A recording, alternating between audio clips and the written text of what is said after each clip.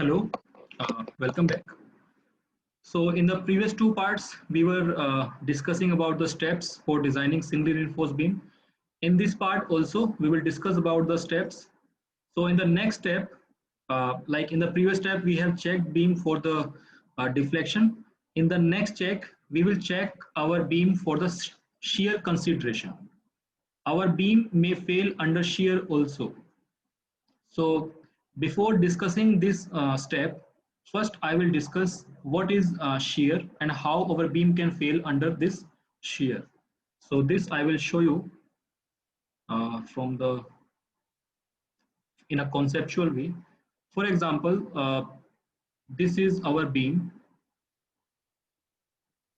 This is our beam, and this is the supports. And if it is supporting a UDL, so because of this UDL, the beam may experience this deflection, and this deflection is due to the bending moment.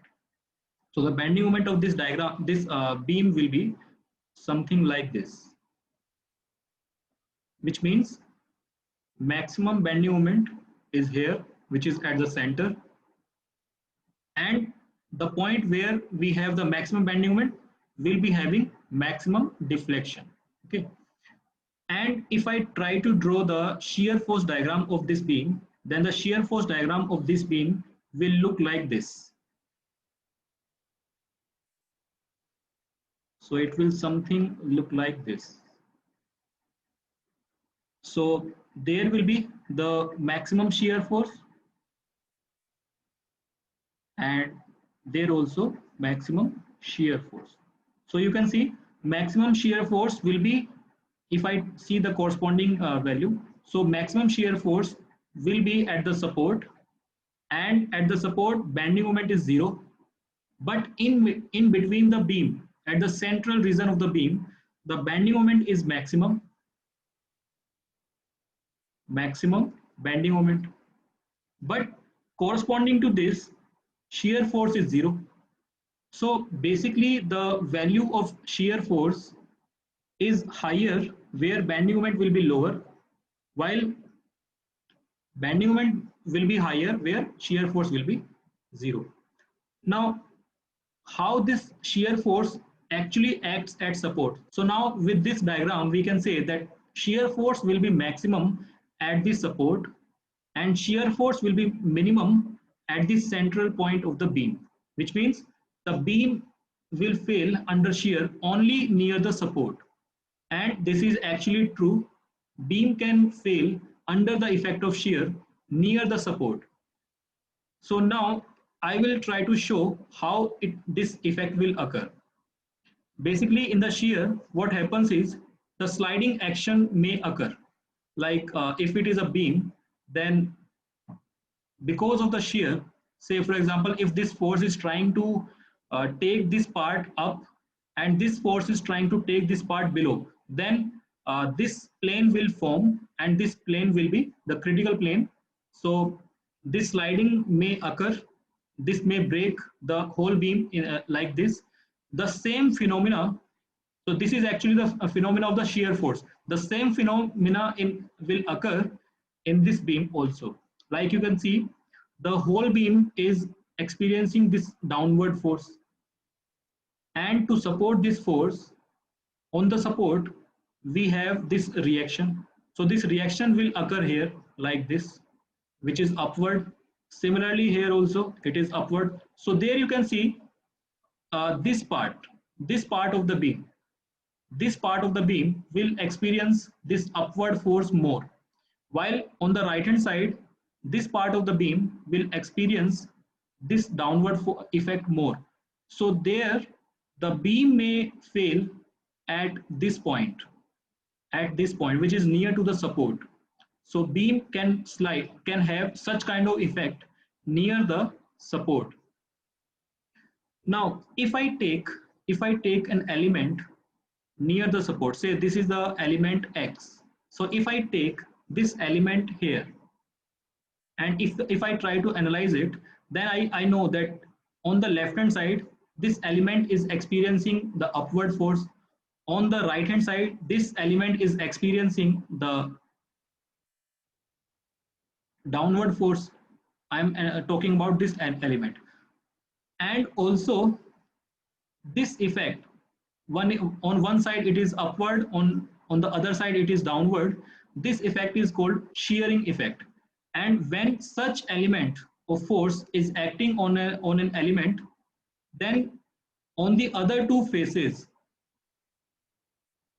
these two comes automatically, and this is called complementary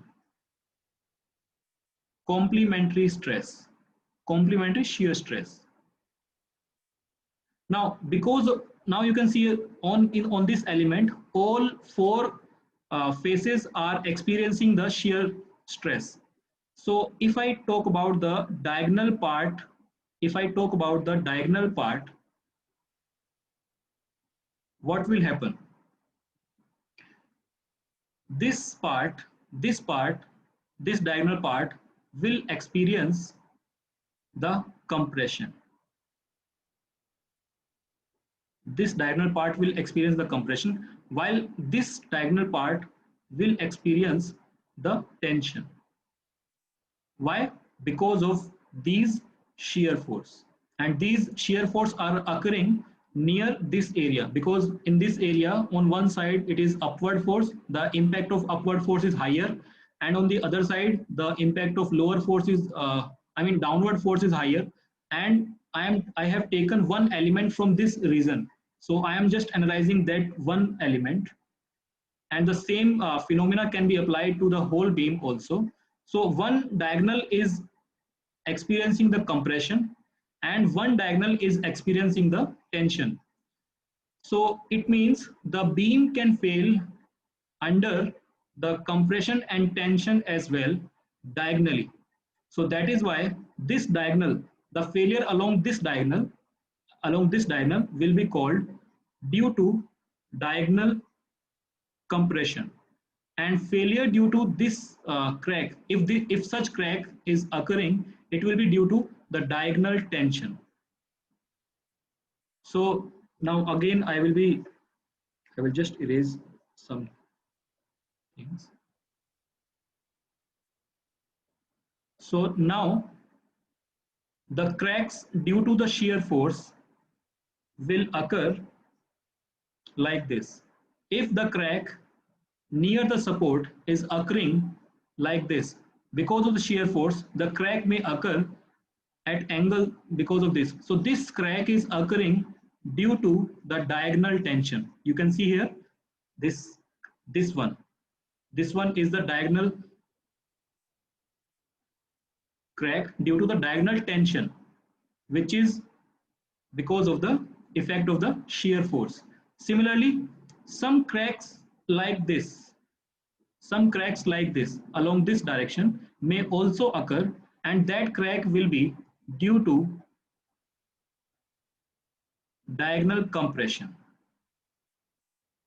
Okay, so now I hope you understand how this shear force affect the beam, and this shear force can break the beam diagonally near the support. Now, because of the diagonal tension, as concrete is weak in the tension, so what we do is, to resist the beam against this diagonal tension, we provide reinforcement which is called shear reinforcement.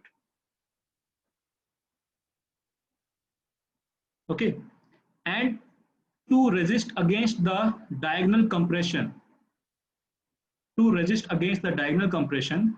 we try to make sure that the effect of shear force is not exceeding the maximum shear strength of the beam. So basically there are three parameters that we will calculate. First will be called tau v. Now tau v is calculated, tau v is basically called nominal shear stress, and this is actually the effect of shear force. So tau v is called nominal shear stress, and this is actually due to the force. So nominal shear stress will be called V upon B into D. B is the width of beam, D is the effective depth of beam. Now V is the shear force. Now what is shear force? shear force is this value. You can see maximum value lies at the support. So how much this value is there, that will be the value of V. And generally this V value is equivalent to the support reaction. So whatever reaction is there, generally shear force is equivalent to the magnitude of the reaction. So for example, if there is total W load, the total magnitude of the UDL is W. In that case, the reaction will be W by 2. Or if it is, now this capital W will be the product of small w into L. L is the length of beam and W is the UDL. So UDL is generally expressed as load per meter length. So if we multiply this UDL with the total length of the beam, we will be able to find out the total load on the beam. And total load will be supported on both the support equally because this is a symmetrical load. So the reaction will be W by 2. So this W is basically the capital W. Or we can write this as small w L by 2. So this becomes the value of V. And if we put this value here and if we divide this force by the cross sectional area, we will be able to identify the shear stress, which we are calling nominal shear stress. So this is how we find out tau V, and this is the tau V, which is the action of the load. Now against this tau V, we have two parameters. One is tau C and the other is tau C max. Tau C is the permissible shear stress, like we have permissible tensile stress, permissible bending stress, like sigma CVC or sigma ST. On the same way, we also have permissible shear stress when there is no shear reinforcement. So this is basically permissible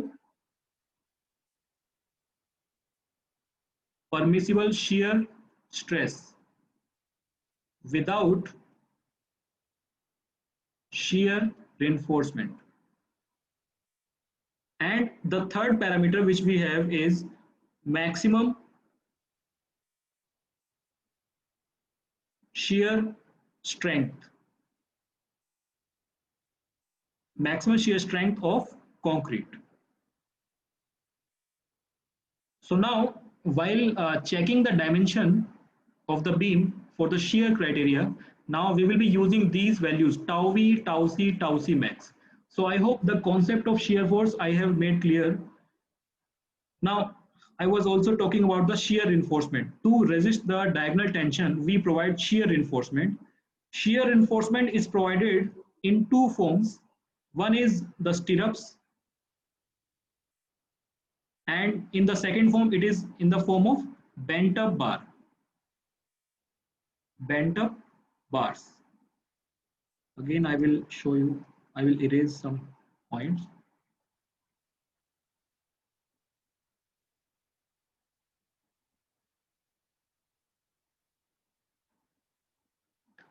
What happens is, to resist the bending moment,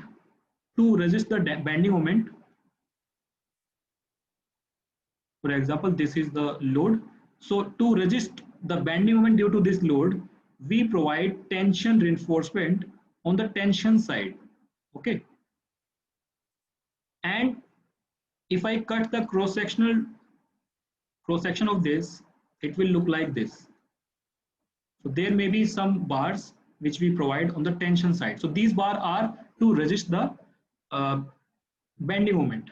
Now to resist the shear force, we provide shear reinforcement, basically which is because of the diagonal tension. So this we provide shear reinforcement in the form of stirrups, in the form of bent up bars. Sometimes what we do is, as you can see, the crack due to diagonal tension will occur like this. So sometimes what we do is, some bars from the tension reinforcement we bent up like this. So some bars which are already present here, some bars we bent up like this, which can prevent this diagonal tension crack. Okay. So similarly here also we bent up some bars like this. Okay, and also If we provide shear reinforcement in the form of stirrups, then stirrups will look like this. They are just simply like a ring.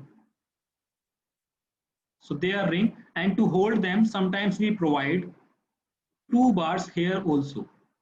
So this is called stirrup. So all this shear reinforcement we provide to resist against the diagonal tension, and to resist against the diagonal compression, we check this tau v value against the tau c max. This tau v value should not exceed the value of tau c max. If it exceeds, then we can say that our beam will fail under diagonal compression. So to check against it, we make sure that this tau v value is not exceeding the value of tau c max. While to resist against the diagonal tension, we make sure that we are providing bent up bars or stirrups. So bent up bars are actually the same bar that we are providing for the bending moment. Bending moment is maximum at the center, so maximum number of bars should be at the center. But as we go towards the support, maximum bending moment is, bending moment will be decreased. So that is why we at the support we provide only the minimum reinforcement. So here if I cut the cross section here also, so the cross section, in the cross section it will look like this.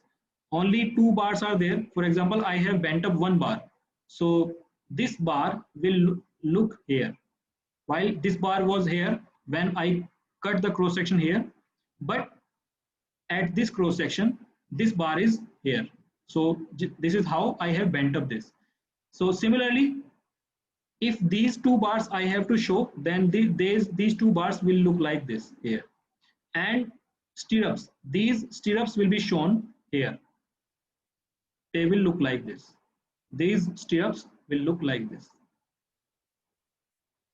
So this is the longitudinal section of the beam. This is the cross section of beam at midspan, and this is the cross section. Okay, one here also I will make the stirrups. And these two bars that I have provided here, these are just to hold the stirrups, and that is why they are called hanger bar. So now I will show you the provision. When do we have to provide shear reinforcement? When there is a need to provide shear reinforcement, we will see that in the steps. So this is the theory of the shear force that I have explained you before discussing the step to check the shear consideration in the beam. So this step will be discussed in the next part. Thank you.